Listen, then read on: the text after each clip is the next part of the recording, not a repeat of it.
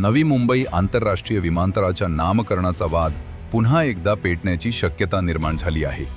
या विमानतळाला लोकनेते स्वर्गीय दिबा पाटील यांचे नाव देण्यासंदर्भात दाखल करण्यात आलेली जनहित याचिका न्यायालयाने फेटाळून लावली आहे।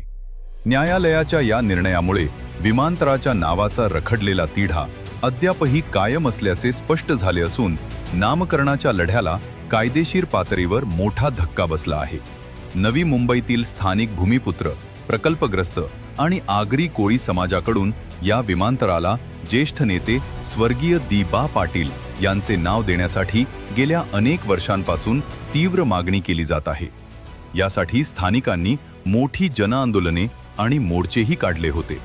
स्थानिक जनतेच्या भावना आणि या मागणीच्या पार्श्वभूमीवर न्यायालयात जनहित याचिका दाखल करण्यात आली होती, मात्र ती न्यायालयाने फेटाळून लावली आहे। दुसरीकडे राजकीय वर्तुळातून आणि राज्य शासनाकडून या विमानतळाला शिवसेना प्रमुख बाळासाहेब ठाकरे यांचे नाव देण्याबाबतचे प्रस्ताव समोर आले होते, ज्यामुळे हा वाद स्थानिक विरुद्ध राजकीय असा बनला आहे।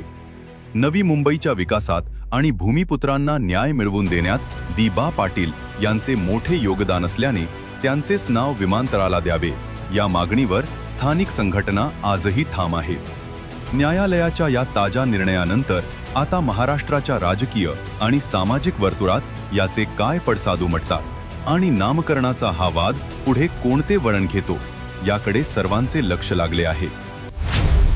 तुम्ही पाहत आहात सम्राट मराठी लाईव्ह।